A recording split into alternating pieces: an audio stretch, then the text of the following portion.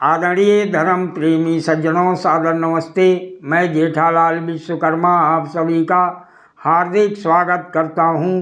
रामायण अयोध्या कांड सर्ग 4।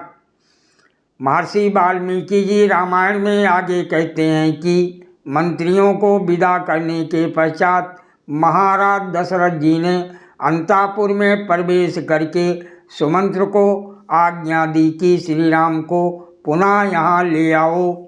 सुमंत्र महाराज की आज्ञा को सिरोधार कर श्री राम को पुनः बुला लाने के लिए शीघ्र राम के भवन में गए।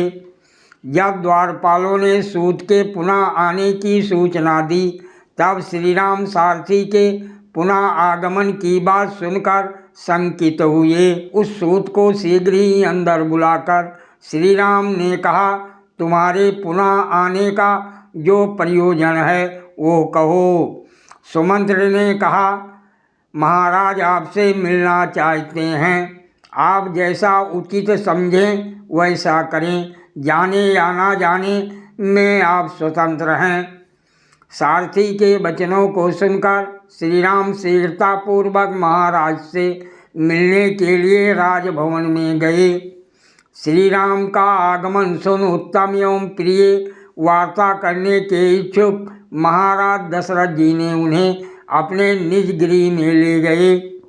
श्री राम को सुंदर आसन पर बैठने का संकेत कर वह बोले, हे राम, अब मैं बूढ़ा हो गया हूँ। मैंने बहुत दिन राज्य करके मनमाने सुख भोगे तथा अन्नदान पूर्वक प्रचुर दक्षिणा वाले सैकड़ों यज्ञ भी कर चुका हूँ।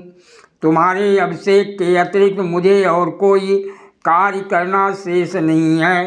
अतः अब मैं तुमसे जो कुछ कहूँ वैसा करो। इस समय सारी प्रजा तुम्हें राजा बनाना चाहती है।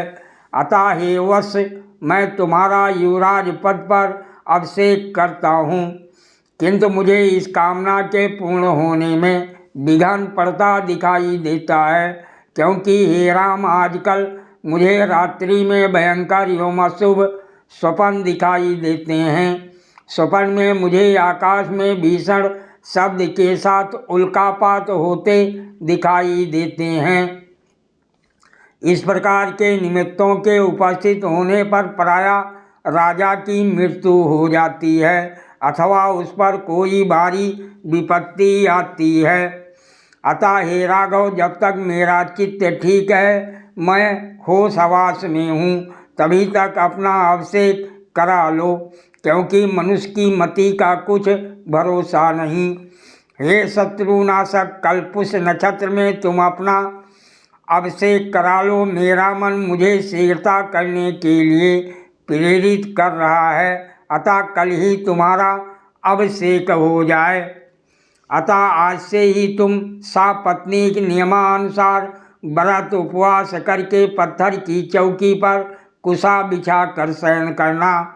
तुम्हारे मित्र सावधान होकर चारों ओर से तुम्हारी रक्षा करें, क्योंकि इस प्रकार के कार्यों में अनेक विघ्नों की संभावना होती है। जब तक भरत अपने मामा के घर हैं, तभी तक तुम्हारे राज्याभिषेक का उपयुक्त समय है, ऐसा मेरा मत है।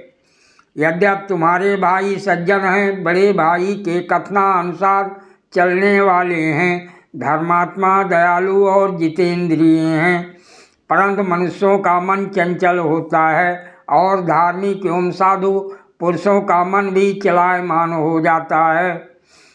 हे वत्स, कल को होने वाले अपने अभिषेक का स्मरण रखो।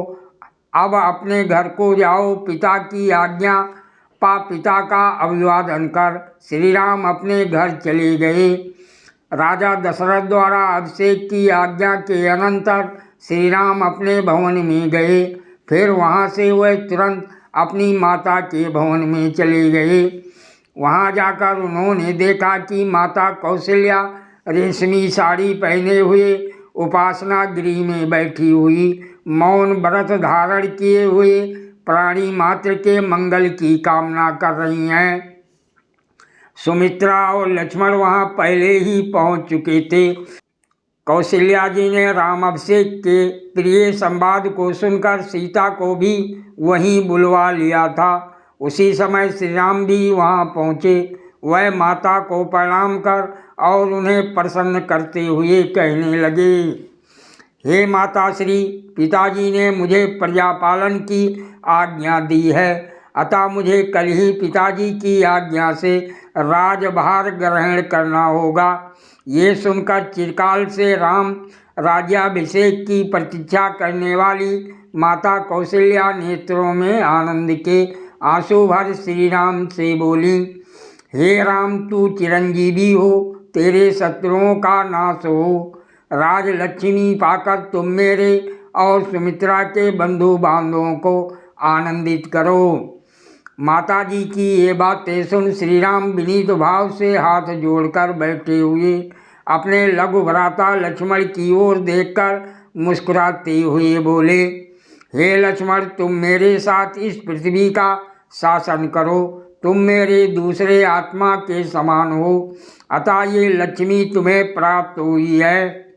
हे लक्ष्मण, तुम अभीष्ट भोगों और राज्य फल को भोगो। मेरा जीवन और राज्य सभी कुछ तुम्हारे लिए है।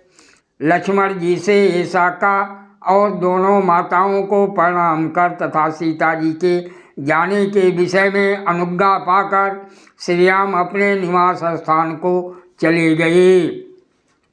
महाराज दशरथ के साथ कैकेयी का विवाह इस शर्त पर हुआ था कि कैकेयी के गर्भ से जो पुत्र उत्पन्न होगा वही राजगद्दी का अधिकारी होगा। उस समय अन्य किसी रानी के कोई संतान नहीं थी, अतः दशरथ जी ने ये शर्त स्वीकार कर ली। अब कौशल्या के गर्भ से उत्पन्न राम ज्येष्ठ राजकुमार हैं। कहीं कैकेयी उस बात को स्मरण कर भरत को भड़का न दे, इसी आशंका से उन्होंने कहा है कि जब तक भरत अपनी ननिहाल में है तभी तक तुम्हारा राज्याभिषेक हो जाना चाहिए। ये बातें गोपनीय थीं, अतः सबके सामने कहने योग्य नहीं थी। इसलिए दशरथ जी ने राम को दोबारा बुलवाया था और उन्हें अपने निजी गृह में ले जाकर ये बातें कही थी। सादर प्रणाम। जय सिया राम जी की।